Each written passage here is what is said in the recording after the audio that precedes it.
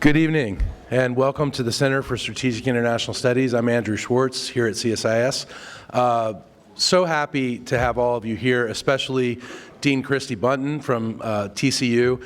TCU and the Schieffer College of Communication are our partners, and we're very sad that the Horned Frogs didn't make the NCAA tournament, March Madness, but we love them anyway, and it's baseball season, so who cares, right?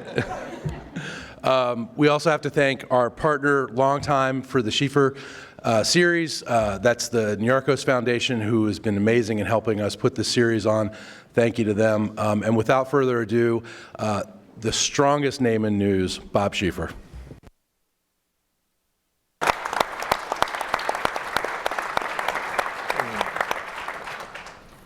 Well, this is a big one, and I think we have one of the strongest groups of experts that anybody has put together on this. The title, as you saw in your program, is The Rise of China. In the West, as it is in every country, we have our creation story. We have, some people call it a myth. When I was, back when I was in the Air Force during the Vietnam era, I discovered that the creation myth in Laos is that they believe they came out of a giant pumpkin. Everybody has their own myth, but the creation story of China, as Henry Kissinger has pointed out, is different than any other in that, unlike any other creation story, basically China was already here when the world was created. How China got here is still unknown. So we should not be surprised when we talk about the rise of China that the Chinese do not see it exactly the way we do. To them, what is happening today is China's return to the center stage. However we see it, most of the foreign policy community, I think, would tell you how we manage this relationship and how they manage this relationship is perhaps the greatest challenge facing the leadership of both countries. We also know that in the long history of the world, when a country rises to challenge the existing sole superpower, in most cases it has resulted in war, the so-called Thucydides trap. Graham Allison of Harvard says there have been 16 such junctures in the history of the world, starting with the rise of Athens, which rose up to challenge Sparta. And in 12 of those 16 junctures, the result was war. So that is where we're heading today. We find ourselves in a great competition with China, but is it leading us closer to war, or is it leading us toward a more stable world? That's what we want to talk about, and may I say, as I already said, this panel is one of the best we've ever assembled. I really encourage you to read their full biographies in your programs. But let me introduce each of them briefly. Michael L. Collins is the Deputy Assistant Director of the CIA's East Asia and Pacific Mission Center. He has served in the CIA since 1996 as an analyst at various times on East Asia, the Middle East, as well as North Africa and the Arabian Peninsula. He is joined by our own Chris Johnson, who is Senior Advisor at CSIS, holder of the Freeman Chair of China Studies. He's a longtime CIA analyst and China watcher. Victor Cha, down on the end, holds the Korea Chair at CSIS. He came here after leaving the National Security Council in 2007. I think he's acknowledged by most people as one of the most knowledgeable Korea scholars in America today. And finally, Margaret Brennan, who I must say has the best job in journalism. She's moderator of Face the Nation and is CBS News Chief Foreign Affairs Correspondent. She was a Fulbright Scholar and graduated with distinction from the University of Virginia, where she majored in Middle East Studies and minored in Arabic. And she's a new mom, so congratulations, Margaret. Well, let's just set the stage here by getting a brief thought from each of you. Where are we right now at this juncture? How would each of you describe the relationship between China and the United States? what is the threat being posed by China, or is it a threat? So, Michael, wondering, you're the active. You're not a former. You're the active here today, part of the government. How would you compare this juncture right now? Well, okay. Well, thanks, Bob. Thanks for the question. Thanks for your interest in the topic more generally. But let me also say thanks to CSIS for the opportunity. As you know, we don't do these things very often. When we do, I hope that affirms just how important the issue is being discussed. So the rise of China, let me say two things about it. One thing about what concerns us and one thing that does not concern us as to what the threat is and what it isn't. So the challenge we see stemming from China's rise is, I would say, no longer of a traditional military security or intelligence nature. It is, and increasingly so, and more seriously so, but even more broadly, it represents, I would argue, the most serious challenge to the liberal international order our government and our like-minded partners have stood behind for the last several decades. Why do I say this? I see this in the open aspirations that the Communist Party of China under Xi Jinping actually enunciates in terms of defining their aspirations as essentially a zero-sum struggle for influence and leadership around the world at the expense of the norms and institutions the liberal international order as we currently know it holds dear. The increasing understanding of how the Communist Party of China is defining how they want their country certainly governed and the norms and institutions around the world that best enable that are in direct conflict with what our government and like-minded countries actually stand behind. I say this as well because China is clearly increasingly proactively using its power in more coercive and assertive ways to establish greater influence around the world with governments and within countries, with academia, with media, in ways that are intended to advance that objective. I say this as well because when you look at the standards that the Communist Party of China requires in its international engagement with countries around the world and its assistance in the terms it requires for trade arrangements, they are in direct conflict with many of the standards we have required and the international financial institutions that have advocated transparency and corruption-free assistance require. But the last point I want to say as well is what this threat is not. So broadly, it is an honest, and I'm saying this as dispassionately as possible, we see a difference of view on how governments should be governed, or countries should be governed. But what the threat is not. The challenge is not necessarily coming from China's rise alone, China's economy alone, our relationship with China, Chinese people, and certainly the Chinese diaspora around the world. To the contrary, those are all very positive forces for moderation, cooperation, and change. The challenge is increasingly coming from a state, the Communist Party of China under Xi Jinping, that increasingly defines its aspirations by how it desires to define and govern its own society at home. And therein, I think, is the greatest challenge for what the United States and our partners around the world have to wrestle with as it pertains to. Victor, you're the Korea expert. You know a lot about Japan also. How is this situation where we find ourselves now, how is it being viewed in Asia? Thanks for the question, Bob. I think, so first I would say it's viewed as the most important question out there when we think about the future. Across any metric by which we define great power status, there's only one actor out there besides the United States that equates with that great power status, and that is China. And I think countries in the region, Korea, Japan, Vietnam, Australia, all of them understand that this is the next big challenge for the post-war liberal international order that Michael was describing. And so I think this is the big unanswered question in international relations today going forward is, how is China either going to accommodate this post-war liberal order, or to what extent they are going to try to revise it? And if they seek neither to accommodate it nor to revise it, but actually seek simply to destroy it with no other model to follow, many would argue that's even a worse situation. And so I think many allies in Asia, they are transitioning now, because in the past, many of them said, I don't want to choose. Don't make me choose between the United States and China.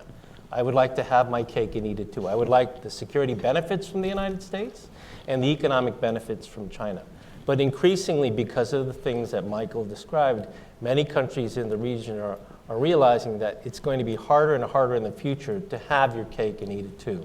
Because whether it's China or the United States, there are compelling choices that countries did not want to make before, whether it's things like joining the AIIB or not joining it, or whether it's joining the US missile defense system in Asia or not joining it. There are now choices that are that they're being compelled to make that they're having a very difficult time with. Chris, what's your take?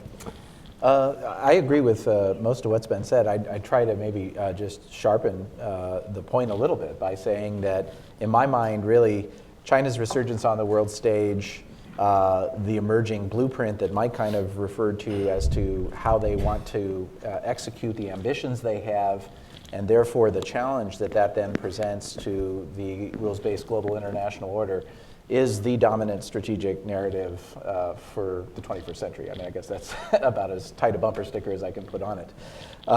And I also would just emphasize as well that the challenge is one like we've never seen before. And this is why I don't like the Thucydides trap model, because A, I think it's bad history, but I won't bore people with that. But B, technology has fundamentally changed the game. It has turned out, for example, to Mike's point, technology has been a tremendous enabler for authoritarian regimes, much to the dismay of the Fukuyamas of the world and people like that. It's not the end of history.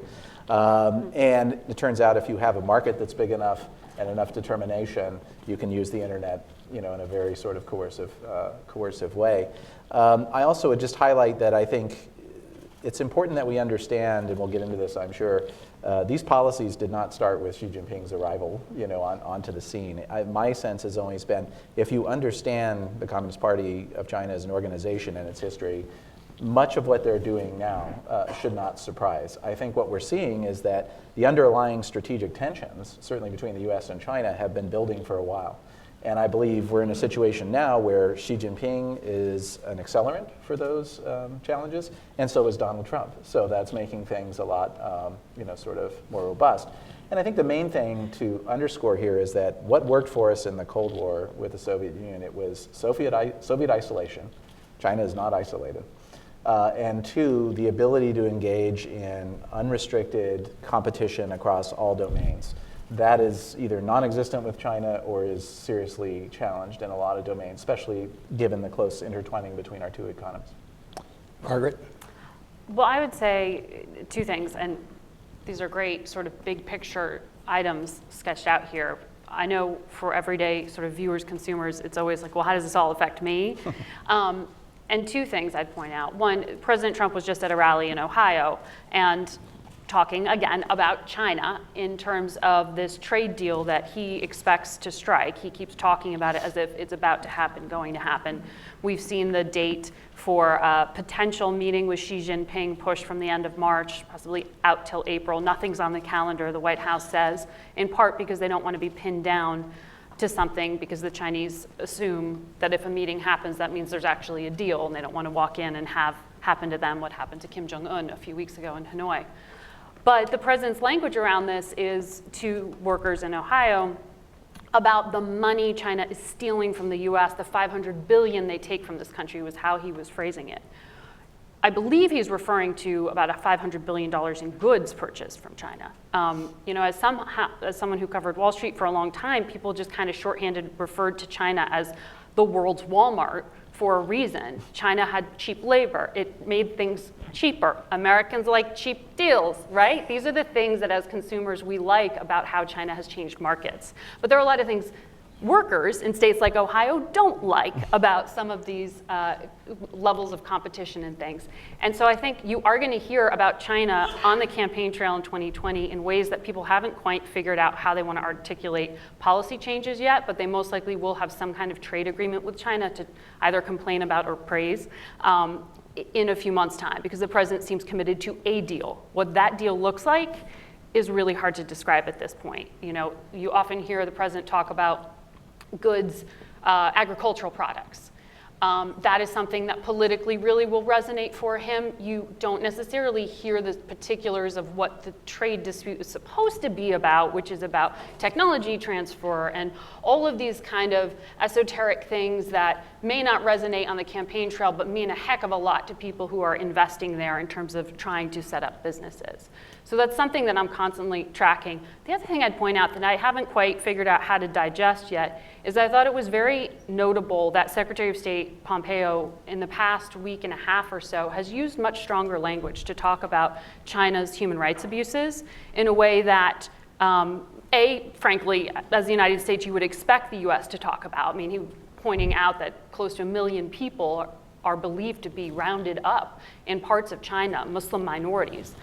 The language used by the State Department twice was saying we haven't seen something like this since the 1930s. That's pretty stark language to compare it to. Didn't really get a lot of attention because you haven't heard it from the White House yet. But secondly, I'd say one thing that stood out to me about that, that he's talking about it at all, because this administration is often accused of pulling its punches on human rights. So it's a little bit of pressure, I think, interestingly, starting to happen on that front that maybe if this trade deal gets done, we hear more about, or maybe we'll hear from higher levels than the Secretary of State about, and perhaps carrying some consequence with it. Largely, it has had zero consequence thus far. So I guess our people are going back to China next week, aren't they? Mnuchin and Lighthizer. Yes, to start negotiations. Does anybody have any thoughts on, do you think they're going to get a trade deal? I'll take a stab at it. I think we will get one eventually. I think, as Margaret was saying, the devil's in the details right now. And I think one of the challenges we've faced as we've kind of gone through this process, and for those who have to watch it every day, it's very painful, is that there's a cycle that happens in these negotiations, which is, the sort of hawkish elements, which are really defined largely by Lighthizer in the administration, say we have to have a deal that is not just transactional, it has to be meaningful, it has to address all of the US, very valid US and US business community concerns about industrial policy in China, subsidies to state-owned enterprises, the regime's use of a coercive regulatory toolkit to block our companies from markets, these sort of issues, structural issues, let's call them, versus simply buying more stuff, soybeans, airplanes, the other things that are on the table.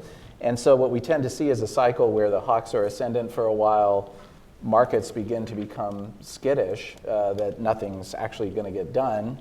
Trump starts to panic because he sees the markets going down, and he gets on his people to let's get this across the finish line. And I've seen at least 10 cycles of this since we kicked this off, last year, and I think we're in another one of those cycles. So for example, I think this most recent trip that we're seeing emerge is very interesting. My understanding is the Treasury Department that leaked the upcoming trip to the press because yesterday markets were going down based on stories over the weekend that this might take till May or June. And they wanted to, arrest that. The trip was already planned, but they wanted to dive in. So we keep seeing this over and over again. So my sense is, let's see what comes out of this next round. I don't think expectations are high on either side. I think it's mainly, let's keep up appearances. And as Margaret was saying, we're just going to see this date keep getting pushed, because it turns out this is really hard to do. This negotiation, if it's serious, is far more complex than China's accession to the WTO, and that took a decade to negotiate. We have seen the Chinese government evolve. As I was reading to get ready for this today, somebody I read where someone remarked that Deng Xiaoping opened up China's economy as power was passed from Mao, but the political system was not open. And this observer said perhaps because they saw what had happened to Gorbachev and the collapse of the Soviet Union. But how does that affect our dealing with China? Michael, I think what's your thought stepping on that? back from the day-to-day on the bilateral negotiations, what's happening is a great reflection of fundamental differences into how we see economies being governed and how they want economies being governed. I think more recently, on Xi Jinping's ascendance in particular, and his consolidation all the more of authoritarian control in that society, and the elimination and moving past the collective leadership structure they used to have. To be sure, following Deng Xiaoping, they Political opening was not necessarily the thing to have, but at the same time, it still had a broader collective leadership structure. The most fascinating thing to me that's happened in China in most recent years is the consolidation of greater Communist Party control over all things China. All things within China and all things Chinese outside of China, as they themselves enunciate. The idea that political reform will follow, as international relations theory might suggest, economic engagement and economic openness, assumes in that economic openness and economic reform is an end to be achieved itself. I would submit that the fundamental end of the Communist Party of China under Xi Jinping is all the more to control that society, politically and economically. So the economy is being viewed and affected and controlled to achieve a political end, vice thinking about opening up the politics to help enable what we would think are the reforms needed to achieve an economic end. And therein, I think, is the greatest challenge right here in this particular issue we're discussing. How this plays out, I like the way Victor framed this more broadly, stepping back, how this actually plays out, and in particular, not just what happens in our relationship, our bilateral relationship, but how others actually react to this. How do the other partners who are also wrestling with China on these same issues, how do the international trading and financial institutions respond to that? I think this is going to be a key moment into how this plays. And what Michael is describing is a domestic issue for China, but it's a domestic issue that has all sorts of international ramifications precisely because China is a great power, or it is or will be the next great power. I mean, the sort of domestic makeup and choices that great powers make historically has all sorts of ripple effects for other countries in the system. There is a reason why the United States, in its leadership role after World War II, also saw the third wave of democratization in the world, right? And we are seeing democratic backsliding in the world, in no small part because you have countries like Russia and China, well, China ascendant, Russia back in the game, and the United States sort of receding from the scene. So what Mike describes as a domestic experiment in China, I would argue, has international repercussions for the way we think about regime-type democracy and domestic choices around the world. And it definitely does, because I think the two dilemmas the Chinese Communist Party basically faces are they have a requirement to break through the middle income trap to keep themselves in power. They are in a performance-based legitimacy system, so they have no choice but to succeed on that. Secondly, as they rise in power and prestige, they have a desire to gain international legitimacy. They need to do both of these things, but they don't want to open the political system. Yet they know that most of the successful cases, especially in Asia, who have conquered those various things, have done so, at least in part, through democratization. So this is their challenge. They are determined not to follow the democratization path, so then it leaves them in certain tracks: industrial policy on the economy, and making the world safe for China's unique governance system and state capitalist economy in the international space.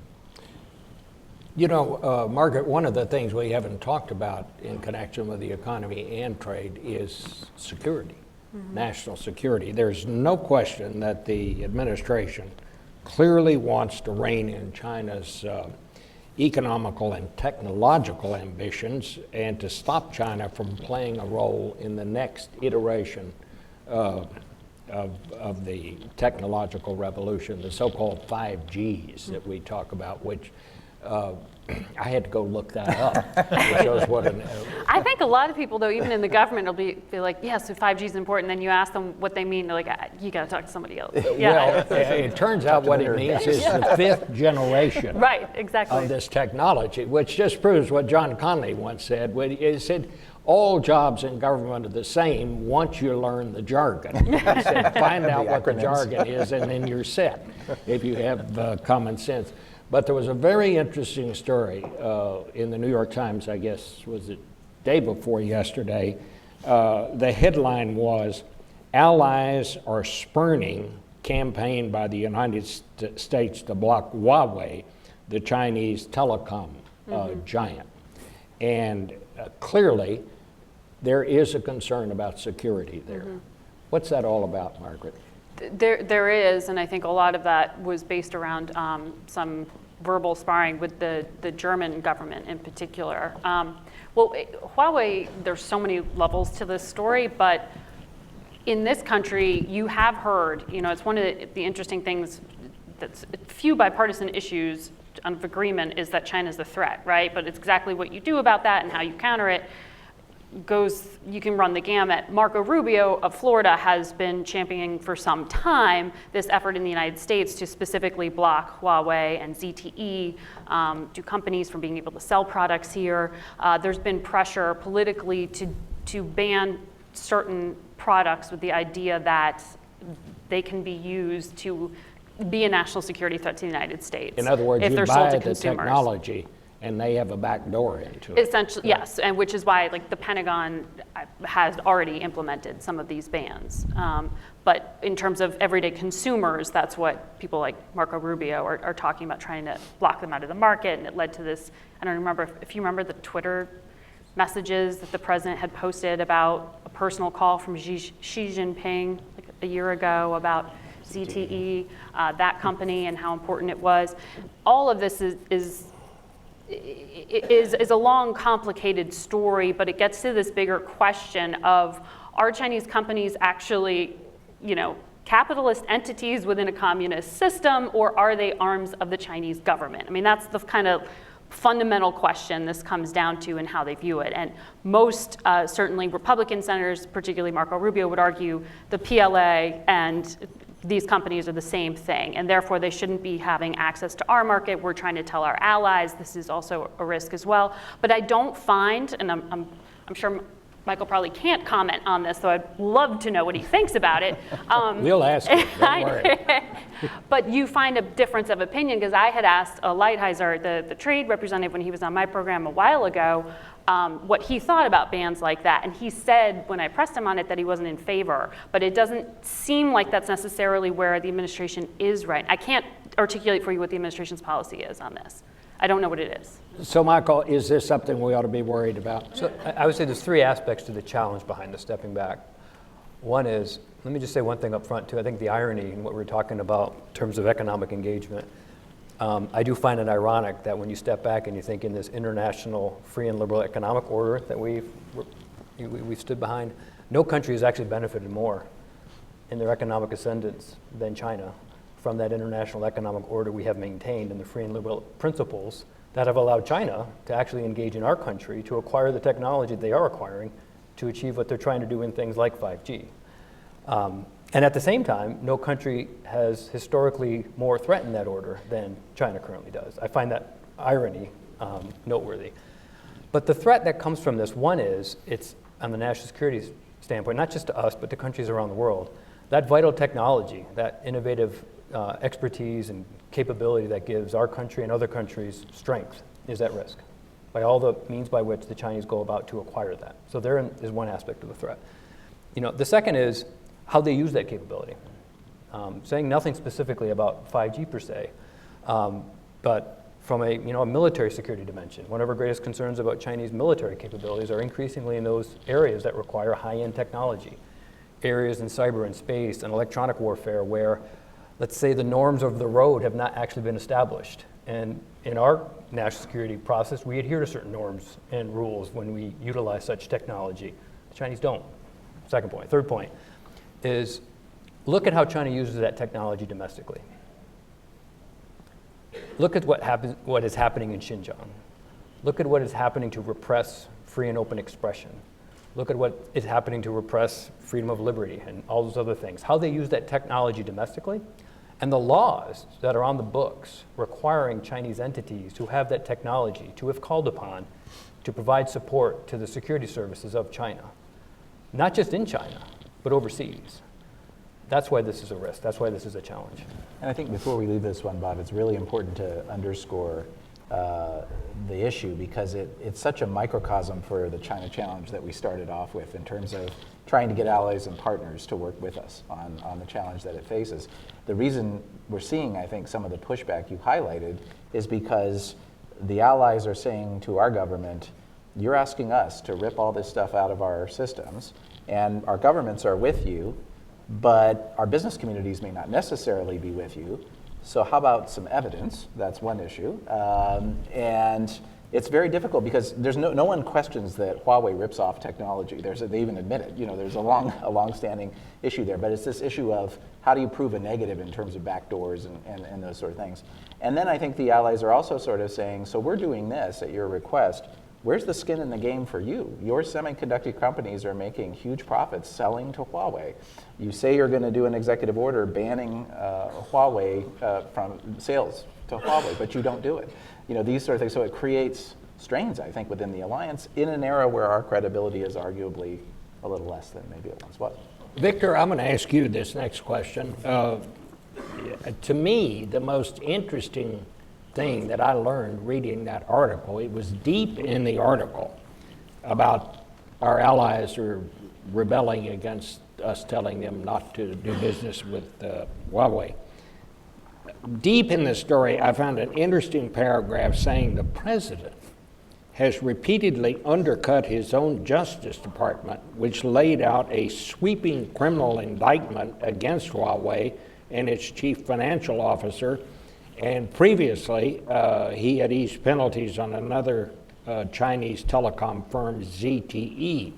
It also said in that article that some in the government, and Michael Collins, I won't ask you to comment on this, but some in the government are concerned that he might try to put some of this into a trade deal.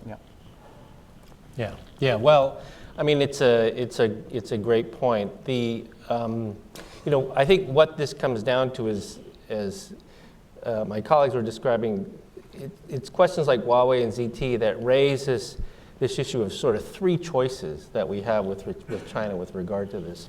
One of them is, and perhaps some of our allies would prefer we do this, which is just to muddle through, right? And basically say, as Chris said, let's just get them to buy more stuff, right? Reduce the merchandise trade, just buy more stuff, and let's just muddle through, right? What Lighthizer, what Michael was talking about. The second way is to really try to negotiate meaningful agreements with China that protect technology, that prevent theft, that essentially regulate the behavior so that the United States and China can work together in the future, which is probably the hardest path forward. And then the third path is the one that allies are rebelling against, which is this idea of we just disconnect. Let's just disconnect from China. Let's rip out all the hardware. Let's just disconnect. And in many ways, that is the most dramatic path. That is the choice we're pushing onto allies, according to that article. And in many ways, that's the hardest one for the allies to do for all the reasons that Chris just mentioned. And the other challenge is we don't make this stuff in the U.S. anymore. We allowed a strategic industry to disappear here. We wouldn't let that happen in the aerospace industry, for example, or in defense or these other areas. So there are a few alternatives. It's Ericsson and Huawei primarily. So without some sort of coalition, and there are thoughts about how to do that and so on, a lot of people just don't have any choices. And then Huawei is cheap. There's that too, which is attractive, especially to the developing world. I'd like to ask you all, we just had the summit in Hanoi with Kim Jong-un. Margaret was there. Victor knows a lot about it. What did China want to happen there? What does China want? How do they want this situation to be resolved? So Margaret can comment on it. She was there. I was covering it for NBC, not CBS. But so I would say a couple of things. The first thing is the absence of an agreement out of Hanoi was not something that China wanted. China, I think, wanted to see some sort of agreement. I think, as we all know, their bottom line is stability on the Korean Peninsula. They do not want to see crises like we saw in 2017. So they would have liked to see some sort of agreement emerge out of Hanoi. I think all of us were surprised that there wasn't one. I'm sure Margaret, I was quite surprised that there wasn't an agreement, and I'm kind of worried about the path forward. But I think the bottom line for China is they would like to see some sort of agreement that ensures there's not more testing by North Korea, that compels political crises for the United States. Of course, they would like to see some practical things done with regard to the North Korean nuclear test site, which sits on the Chinese border. I don't feel that they are deeply vested in denuclearization of the Korean Peninsula like the United States and its allies are. But I think that they're probably as concerned as the South Koreans are about the absence of an agreement in Hanoi and where we go from here. South Korea has had a tremendous impact on the government there, am I not correct? By far the biggest losers out of Hanoi were the South Koreans, because they had so much invested in this engagement with North Korea. They're the ones that are going to have to try to pick up the diplomatic pieces. There's clearly a gap between the United States and North Korea on what is a potential deal of sanctions for denuclearization. And it's going to be, the ball is effectively in North Korea's court, but anybody who's negotiated with North Korea knows that when we say the ball is in North Korea's court, that means it's not going anywhere. Right?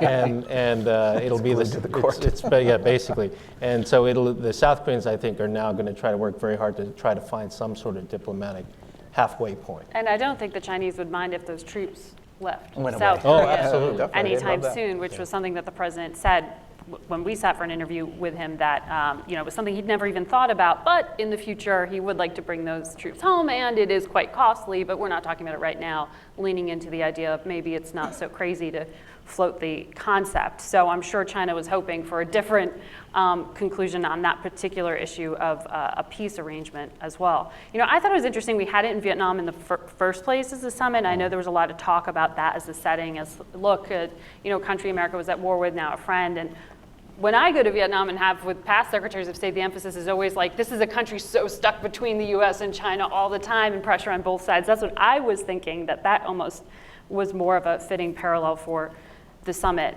I think China muddling through is always what they kind of want. They don't want conflict. What's interesting to me when I talk to the administration officials now about how this played out, and I think it's very clear that John Bolton was happy with his position sort of winning out in terms of taking a harder line, that they, as I believe he said publicly now in a few interviews, floating this idea that further sanctions are possible. I think that presumes that China is going to be on board for those sanctions.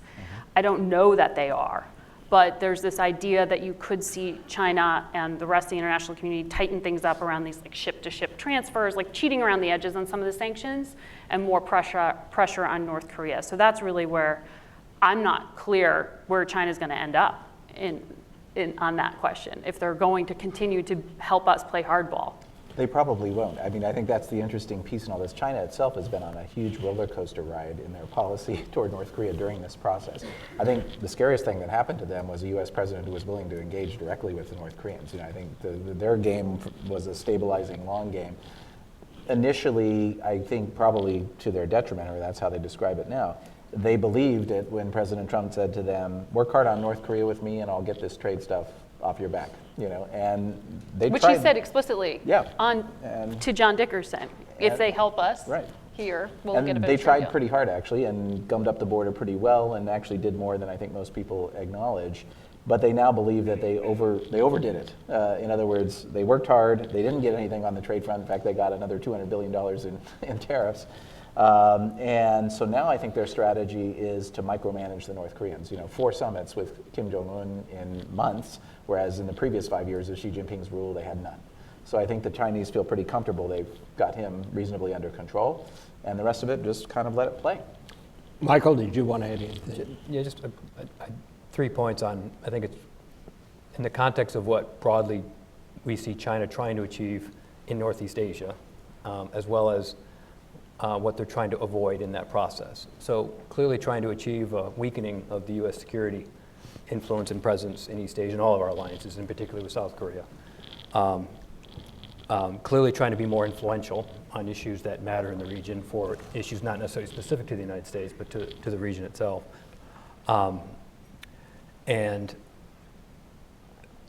clearly trying to avoid instability on their borders. And in particular, a conflagration right on the border in the form of North Korea. I think it's noteworthy comments have been made here just to sharpen it a bit in terms of what they didn't want to see happen, I think, in this process. Being certainly a return to a major increase in the temperature that could get into a situation where things could unfold markedly and they would have the crisis on the border. Second is an accelerated resolution of the issue, whereby the importance of that issue, as Chris is referring to, that issue is important to them strategically because it is important to the United States, so therefore it gives them leverage with us on various issues. A rapid resolution of that issue, especially one within which the United States certainly remains, a solid provider of security on the peninsula, thereby undermining broadly what the Chinese strategically are trying to achieve, is also something that is certainly China is not eager to see. And the last point on the troop presence, yes, I think it's noteworthy how the narrative in China on talking about the removal of troops from the peninsula is certainly on their radar. It's on their radar screen in terms of things they want to avoid, but I don't know if that's necessarily the case in the rest of the region or certainly on the peninsula. We haven't talked about the artificial islands that China's been building out there in the Pacific. What about that? Are they no longer artificial? Are they going to be there forever? And why? I think they're still pretty artificial. They're getting more artificial by the day. I mean, I think that's the challenge. The U.S., in my sense, missed the boat on this one. We had an opportunity in the Scarborough Shoal incident in 2012. This was a territory that was controlled by the Philippines. The Chinese were making an effort there. There was an agreement that was brokered diplomatically that they would use an approaching typhoon as the excuse for everybody to just go home. The Filipinos did, the Chinese didn't. And the important part is there were no consequences for that decision by the Chinese. And that set the stage then for the ambitious building program that we saw afterward. China would have done most of what it's done down there, I think, anyway, but they would have done so over a much longer time horizon than 1 to 2 years. And so I think we face a situation where certainly we can do, and the administration is doing this, and they deserve credit for it, more aggressive operations within the 12 nautical mile zone and so on. But the only way to undo it is something we might term rollback with a nuclear power. So that's a very challenging situation. And in effect, do those islands mean enough to us, even in the context of the commitments to our allies and so on? And so far, we're not seeming to suggest that it does. But I want to get some questions from the audience, but while you're thinking of a question, I want to ask Margaret, what's the latest news on Mike Pompeo? Is he going to run for the Senate in Kansas? Gosh. Well, asking that question will get you a heck of an answer, a sharp one. The Secretary of State does not like being asked about that. But as we know, he did talk to Mitch McConnell about it. He's saying for the moment he's staying in the administration. I would not rule it out in the future to see him run for office there. But do you want to go from being fourth in line to the presidency to junior senator from Kansas? I don't know. Perhaps within the next few years, but he keeps saying on the record that he's staying for the moment. I asked the president about this during our interview. First, he told me it was fake news. Then when I said that no, the secretary's actually said he talked to Mitch McConnell about it, he said, well, I asked him, and he said no, he's not leaving. Well, one reporter who asked him this question said that he told them he was going to let the Lord decide over the weekend. So I don't have any sources there. No. I don't know how to check that out. Are any of the rest of you hearing anything along that line? Yeah. Michael, you're excused from this. He has spent a heck of a lot of time in the American heartland for a Secretary of State. I will say that. Very recently, doing a lot of speeches in a way that typically Secretaries of State speak to local media overseas. The Secretary and the State Department explain that to say this is part of the China policy, talking to farmers in Iowa. This is part of recruiting, he has said, to bring in more people from the heartland instead of all the elites who are running our government, he has said. So those are the official explanations for why he spent so much time in Iowa recently. Well, he's waiting for the weekend. I mean, Yeah. figure out. Who has a question here? How about right here? yeah, it's coming. Yes, here it comes. And please identify yourself as well. Hi, my name is Angelita. My question is, so Russia and China are actually after global supremacy, and they have learned their economic lessons from the past administrations. but I think the silent problem is the partnership actually between Russia and China, which the United States still has to accept to learn how to make a long-term strategy, how to deal with both. And then my other question is, which I want your opinion, please. I mean, it's really the domestic bickering in the United States which takes time from shaping up global foreign policies, economically, politically, militarily.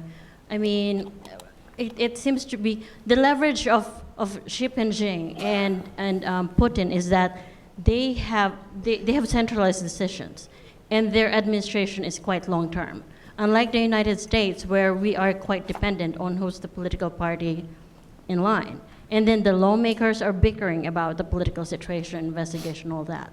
So what do you think is the best global security, or how to deal long-term with both Russia and China, given your expertise? Thank you. Go ahead. I think that's a great, thanks for the question. I have to say this is, as I said, I don't do a lot of these venues a lot, but the ones I have done, the majority of the time is spent on Russia. This is a conversation, we haven't mentioned Russia yet, but thank you for bringing it up. For all of the rightful concerns we have about Russia's attempt to undermine U.S. standing around the world, continuing, for all that they're trying to achieve, for all the reasons we just talked about China as a source of concern, we also have to think about China as a source of concern. Russia is more able to get away with being assertive and coercive and meddling because it can sort of count on, if not legally, officially, formally, it can count on sort of the backing of China, who has shared sort of mutual interests in undermining the U.S. Standing around the world. Vice versa, right? China also doesn't have to get its hands dirty as much. And the Russians get their hands dirty by doing things around the world, meddling in the affairs of other countries, and not being as concerned about getting caught doing so, right? And that also undermines, to the extent it undermines U.S. standing and credibility, that also supports, at the end, where, as I say, the influence the Chinese are trying to acquire, that's noteworthy. Solidarity, stepping back, solidarity with all of our partners and friends and like-minded countries around the globe is the answer to a lot of these issues. The extent to which our partners stand behind us on the issues we stand for, and the extent our adversaries actually see that as well. Chris's point about the South China Sea, when we talk about an adversary's threat to us, three things matter, right? Intentions, capability, and this third thing I call resolve. That is the ability to calculate over time, what did I learn to get away with, right? And it's in that reading of that international arena, if we're successful in moderating the behavior of not just China, but Russia, what we do to achieve a perception of resolve and pushback, as Chris says, was not there in the case perhaps of the South China Sea, I think will be more effective. The last point is Russia and China, they're not allies. I think it's noteworthy in all of this, when we talk about alliances around the world, what the United States stands for and the principles we stand for, and how that underpins mutual interests. The Russia-China relationship is more of one of sort of strategic solidarity and convenience over mutual interests, but I wouldn't go so far to say that the values that underpin what we know to underpin the alliances we stand for are necessarily there. I think there's an important distinction to be made between Russia and China's efforts to achieve hegemony versus Russia and China's efforts to undermine the U.S. order. I think a lot of their activities focused on undermining the U.S. order, but in terms of achieving hegemony, usually the hegemon, after they achieve their power and influence, actually provide goods to the international system because they want to maintain their new order. The concern is that Russia and China, whether they're allies or not, are seeking to undermine U.S. hegemony and then really still take from the system without giving anything back. The United States, at the end of World War II or going forward, we took from the international system, but we also gave back to the international system.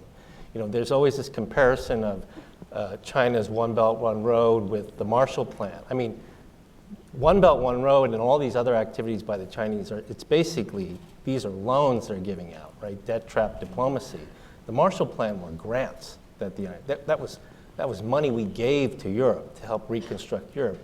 So it's a very different thing that we're talking about when we talk about efforts to undermine American hegemony and Russia and Chinese efforts to achieve their own hegemony. They're interested in undermining U.S. influence, but they're actually not interested in replacing the United States, which leaves us overall with a much worse order than we could possibly have today. Okay, another question? How about toward the back?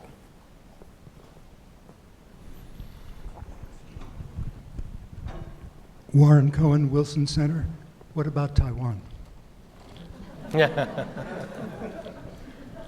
I didn't hear the question. What about about Taiwan? Taiwan? Oh, yes, good question. That's kind of a big topic. Can you be a little more specific? Sure. I heard Stape Roy the other day arguing that we should be very careful to protect the one China policy and stop screwing around with Taiwan. Then I heard Cory Gardner and others on the Hill who have been arguing for stronger ties with Taiwan to push further for Taiwan's independence. Where do you see the pressure that Xi Jinping and others are putting on Taiwan now and the American response? Sure. Okay. Thank you. That's much clearer. I'll give it a shot. I think a lot has been made. Xi Jinping made a major speech on Taiwan recently, and a lot has been made of it, especially its content, which seemed to suggest, let's have reunification sooner rather than later, which was a sub-theme of it. There was definitely a sense of urgency in that speech, but a lot of the language and content was actually sort of old wine in new bottles, very similar to previous such speeches that have been done. Two things I would just point out. One, it's very striking that the U.S. government, through the Defense Intelligence Agency this year, decided that they wanted to publish something in an unclassified state that said basically the Chinese military now believes it can do that mission and win. So that is something that should give a lot of us pause. The second, I think, and perhaps more fundamental, is we see China using a lot of the tactics of Russia to influence Taiwan's democracy. And I think that really is the bigger threat, as opposed to, say, a D-Day style invasion, because it's cheap, it's relatively successful. Taiwan's domestic politics can be quite polarized, and we now see even the ruling party is now about to have a factional split between the premier and the president over running for president and so on. And China will be deeply involved in all of that. I happened to be in Taiwan, during the run-up to their recent municipal elections in November, and a lot of this was going on. It's a deep concern. And so I actually think in a lot of ways that's really the larger threat. As to the role of the U.S., I think Taiwan is learning a lot of lessons in this process. Certainly the phone call with then President-elect Trump was a huge win for Taiwan, but they also then got a lot of backlash from the mainland, which I suppose they should have seen coming, but it's not necessarily clear they did. And there is a risk, I think, for Taiwan in some cases on this of being in a position of sort of don't love us too much to the Americans, right? Because they are always the ones that are sort of caught in the middle. What I do think, just to come back to several comments Mike has made, in a way, Xi Jinping's style of governance is making it easier, shall we say, for voices to emerge to say, we ought to be supporting the democracy, that's Taiwan, not the CCP ideology-driven, socialist state. So you can argue that new forces are being unleashed in that relationship, which would then test those who say, no, the one China policy was decided at the time of the forming of relations and it cannot be violated, and it has to be managed very strictly. So it's very messy, I think, for all three parties. Okay, anybody over on this side? Right here. This lady right here.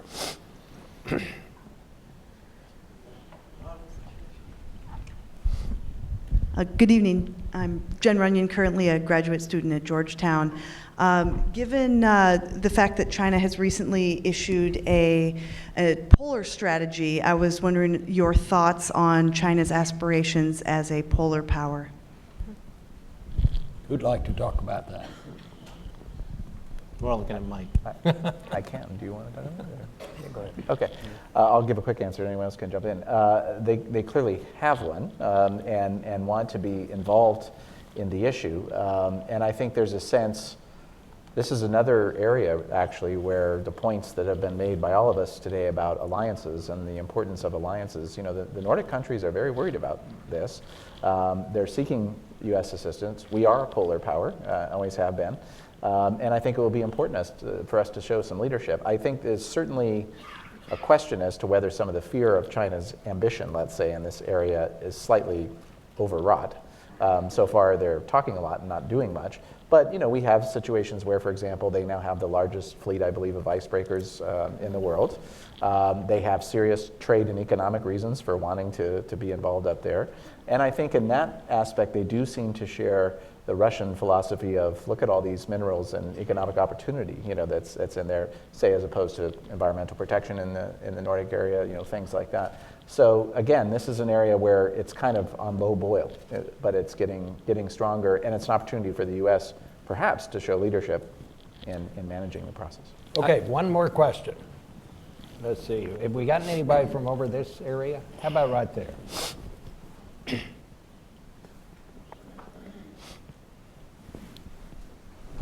Hi, Julian Barnes from the New York Times. I was wondering if Mr. Collins would engage on the question of whether, as the panel brought up, a possible ban on U.S. exports to not just Huawei but other Chinese companies, would that have any effect on China's ability to surveil, control their own society? Some of the things that you pointed out in your original comments that are concerning about China's rise, is there any way for the United States to hamper that sort of ability to exercise social control over their own people? And furthermore, could that slow the rise of Huawei until a Western competitor can catch up? I think it's a great question. One of the realities out there that is not openly, widely enough discussed is just how dependent Chinese technology still is on its access to the international arena, not just the United States, but elsewhere. Despite the idea that Huawei owns the 5G system from start to finish, there's parts and there's dependencies they still have on capabilities and access they need from componentry from others around the globe, and that doesn't apply just to 5G technology. It's the priority Xi Jinping is putting on this 2025, this vision where China to be the leading provider of these major technologies around the world. As much as they aspire to achieve that depends heavily on access they still have to the technology, the expertise, the data, the intellectual property they know they can get elsewhere. So I would just say objectively there is a vulnerability in terms of China's ability to be dominant in those technology spaces by the fact that they still have to have access to innovative capability, not just in the United States, but around the globe. And I think I would add to that, because of that dependency, look at things like the budding relationship between China and Israel rather closely. All right, well on that, I know how to get off on time. Thank you all for coming. That was good.